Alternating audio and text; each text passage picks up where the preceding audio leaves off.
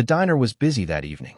Plates clattered, coffee machines hissed, and voices blended into the kind of background hum that only small-town diners seem to have. A man sat quietly at a corner booth, his cap pulled low, his jacket plain. Nobody knew who he was. To the waitresses, he looked like just another customer. He wanted it that way. His name was Daniel Harlow, but here, nobody knew he was the owner of the diner. Daniel had built a food empire across the state. Dozens of diners bore his name, but this one was special. It was the first, the one his late father had built with his bare hands. Tonight, Daniel wasn't here as a billionaire businessman. He was here undercover, to see if this place still held the warmth his father once dreamed of.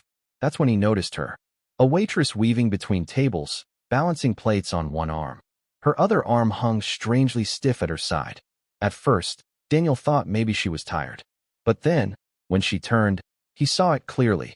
Her hand was bandaged, swollen, and trembling. Yet she kept smiling at customers, kept working. Something inside Daniel stirred. Why was she working like this? Who had let her come in, clearly injured? And why did the other staff seem annoyed with her rather than concerned? When she came to his table, her smile was polite but worn. "Coffee, sir?" she asked, her voice soft. "Yes," Daniel replied, studying her closely.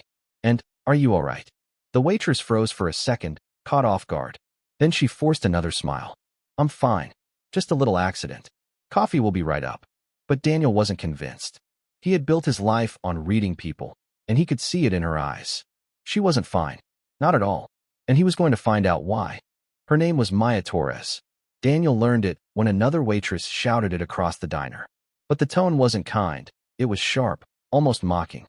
"Maya, table 6 has been waiting 10 minutes. What are you doing, daydreaming?" Maya lowered her head, mumbled an apology, and hurried off. Daniel clenched his jaw. He'd seen managers correct staff before, but this wasn't correction. It was humiliation. Over the next hour, he kept observing her. Maya worked harder than anyone, even with one good hand. She carried trays, refilled cups, cleared tables. And while she smiled at customers, Daniel noticed the way her coworkers treated her.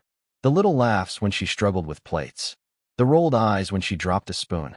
The whispered comments she pretended not to hear. But the most shocking moment came when she went behind the counter. Daniel saw her boss, Rick, the floor manager, grab her by the arm. "Thought I told you not to come in until that hand heals," Rick hissed. I need the hours, sir," Maya whispered back. Rick shook his head, smirking. "Don't come crying to me if you collapse. You're lucky I even let you work." Daniel's stomach turned. He wanted to stand up right there, to tell Rick who he really was and shut this nonsense down. But he held himself back. He needed to understand the full picture before revealing himself. When Maya finally brought his coffee, Daniel decided to ask gently. "You shouldn't be working with that hand," he said.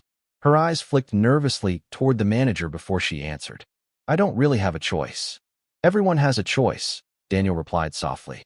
"Not when you've got rent due and a brother waiting for dinner at home," Maya said quietly, almost to herself.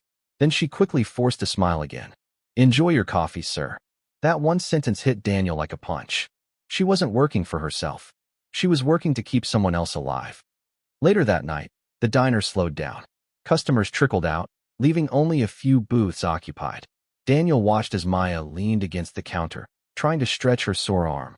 When she thought no one was looking, the mask slipped. Her smile disappeared. Her face twisted with pain. And in her eyes, fear. Daniel knew that look.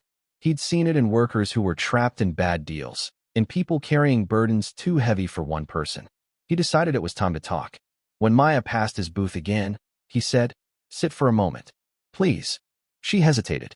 Waitresses weren't supposed to sit with customers. But something about the man in the cap, the way he spoke without judgment, made her pause. She slid into the seat across from him, just for a second. "Why are you really working like this?" Daniel asked quietly. Her lips trembled. For a moment, she looked like she might lie. But then, her shoulders sagged. "My little brother," she whispered. "He's only 12. Our parents passed away last year. It's just us now. If I don't work, he doesn't eat. Simple as that." Daniel's chest tightened.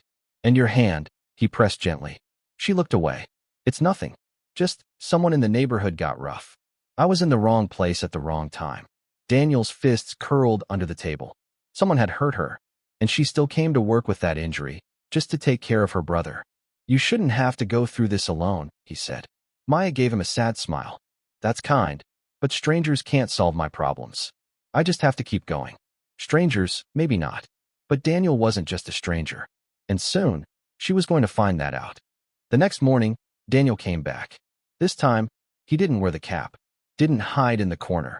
When Rick barked at Maya again, Daniel stood. His voice cut through the diner like thunder. Is this how you treat your staff? Rick blinked, surprised. And who are you to question me, huh?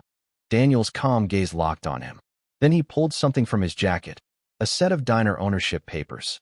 My name, he said, his voice firm, is Daniel Harlow. I own this place. And you, Rick, are finished. The entire diner froze. Forks clattered. Every employee stared. Rick stuttered. Why, you're the owner? But you can't just. I can. Daniel cut him off. And I will. Pack your things. Maya stood frozen, her injured hand trembling as she clutched a tray. Daniel turned to her. His voice softened. Maya, from today, you don't have to worry about your hours. Your job is safe. And so is your brother's future. No one here will mistreat you again. Her eyes widened. You're the owner? Yes. And I should have stepped in sooner. But I wanted to understand first.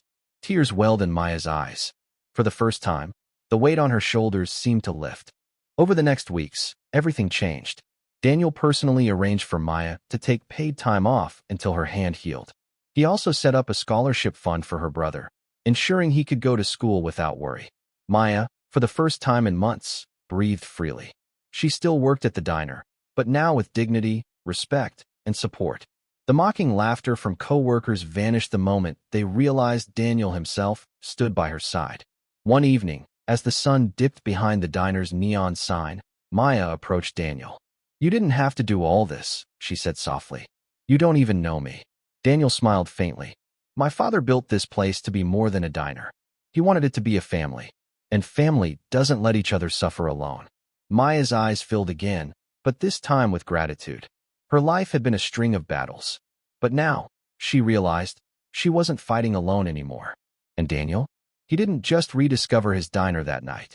He rediscovered something far greater, the purpose his father always wanted for it. A place where kindness wasn't optional, but the foundation of everything. The undercover owner had come seeking truth. What he found instead was a reminder. Sometimes, the greatest investment you can make isn't in buildings, or menus, or profits. It's in people.